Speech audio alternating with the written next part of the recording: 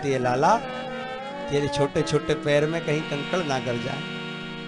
धीरे धीरे समय निकला है महाराज। यहां यह सब चरित कहा मैं गाई, आगली कथा सुनहु मन लाई।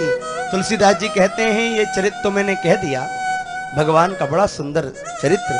भगवान प्रातः काल उठते हैं, प्रातः काल उठी के रघुनाथा, और करते क्या है, मातु पिता गुरु नाम ही माथा। प्रातः काल उठते हैं, अपने पिता को प्रणाम करते हैं, माता जी को प्रणाम करते हैं, गुरु वशिष्ठ को प्रणाम करते हैं। आयसु मांग कर ही सब काजा, पिताजी से आयस लेकर के घर के काम करते हैं। यहां तुलसीदास जी महाराज कहते हैं, विश्वामित्र नाम के बड़े तेजस्वी ऋषि रहते कहां हैं, जंगल में। बड़ा सुंदर आश्रम है। विश्वामित्र महामुनि ज्ञानी, बसहि विपिन शुभ आश्रम जारी। विश्वामित्र महामुनि है, ऐसे वैसे मुनि नहीं है, महामुनि। और कैसे हैं, ज्ञानी।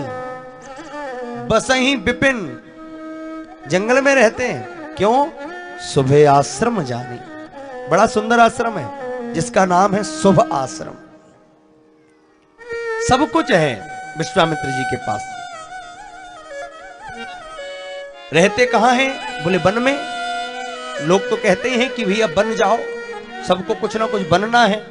और विश्वामित्र जी कहां रह रहे हैं, वन में ही रह रहे हैं। अब वन में रह रहे हैं,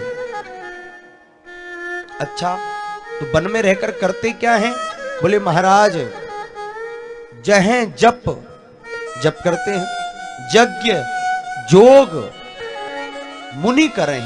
जहां पर महाराज जप करते हैं, योग करते हैं, यज्ञ करते हैं, और अति मारीच स्वाहु ही डरही।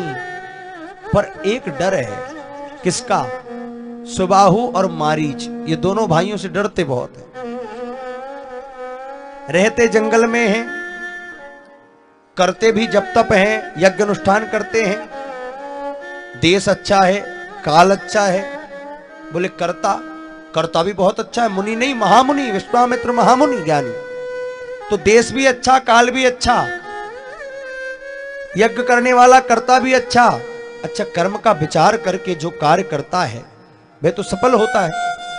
फिर इनके कार्य सफल क्यों नहीं होते, लिखते हैं कोई यज्ञ सफल ही नहीं होता है, क्योंकि ये मारीच सुबाहु आते हैं, सब विफल कर देते हैं। क्यों विफल कर देते हैं, क्योंकि सब कुछ तो है पर भगवान की कृपा नहीं है। जीवन में सब मिल गया पर भगवान ही ना मिले तो, भांति भांति भोग मिले, अंगहूं अरोग मिले, सुख के संयोग मिले, जीवन की बाटी में धन और नाम मिले, पद और धाम मिले, पर राम नाम मिले तो सब काम मिले माटी में। एक राम ही ना मिले तो फिर क्या मतलब।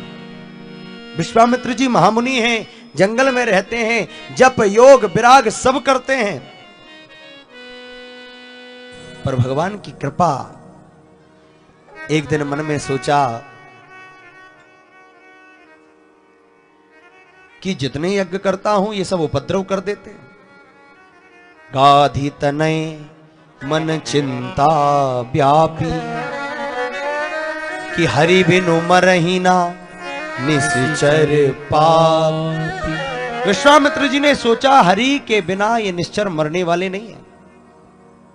तब मुनिवर मन कीन विचारा, प्रभु अवतर्यु हरन मही भार। तब विश्वामित्र जी ने मन में विचार किया कि भगवान का तो अवतार हुआ है इस सृष्टि के भार को उतारने के लिए, तो क्यों ना चलूं भगवान के पास। दुनिया से तो बहुत कुछ मांग लिया, पर जरा प्रभु की कृपा तो मांग लूं, हो सकता है वही बाकी रह गई हो। सब कुछ है पर अभी कृपा नहीं है। जब तक राम नाम की कृपा नहीं आएगी ना, तब तक दुनिया में कितना भी कुछ मिल जाए, हम कितने ही बड़े हो जाएं, कोई मतलब की नहीं। आप एक लिखो और एक के आगे एक जीरो लगा दो तो कितने हो गए? 10। अब एक अकेले था, लेकिन एक में एक जीरो लगा दिया तो हो गए 10। अब एक और जीरो लगा दो तो कितने हो गए? 100। और जीरो बढ़ाओ तो 1000, और जीरो बढ़ाते जाओ तो लाख, करोड़, अरब, खरब, जितने बढ़ाना है बढ़ाते जाओ जीरो। अकेला एक आगे था, उसका कोई मोल नहीं था, और एक के आगे जीरो लगते गए लगते गए लगते गए और संख्या पहुंच गई अरबों में। अब जो जीरो थे वो तो उछलने लगे, वारे हम, ये तो बेचारा अकेला ही था, हमारे कारण जो इतना अरबों में पहुंच गया। तो सबसे आगे जो अंक था ना, अंक ने सोचा अच्छा भैया तो तुम्हारे कारण मेरी संख्या बढ़ी है, कोई बात नहीं, तुम ही मस्त रहो, मैं चला। अब बताओ आगे वाला अंक ही हट जाए तो क्या बचा अरब में से? 0/0, 0 0 बचेंगे। तो राम नाम एक अंक है और सब साधन है शून्य। अंक गए कछु हाथ ना और अंक रहे 10 गुण। अंक अगर है राम नाम का तो 10 गुना कर देगा हर चीज को। आज विश्वामित्र जी सोच रहे हैं कि मैं कितना भी परिश्रम करूं पर कृपा के बिना काम नहीं चलेगा। परिश्रम करे कोई कितना भी, लेकिन कृपा के बिना काम चलता नहीं है। निराशा निशा नष्ट होती है तब, दया भानु जब तक निकलता नहीं है। दमित वासनाएं अमित रूप ले जब, अंतःकरण में उपद्रव मचाती, तब फिर कृपा सिंधु श्री राम जी के अनुग्रह बिना मन संभलता नहीं है। किस बहाने जाऊंगा आंसू बहाने के लिए, कैसे जाऊं? विश्वामित्र जी ने मन में सोचा, चलता हूं। आज दुख से ठोकर खाकर चले और मन में कई मनोरथ बनाते जा रहे हैं रास्ते में।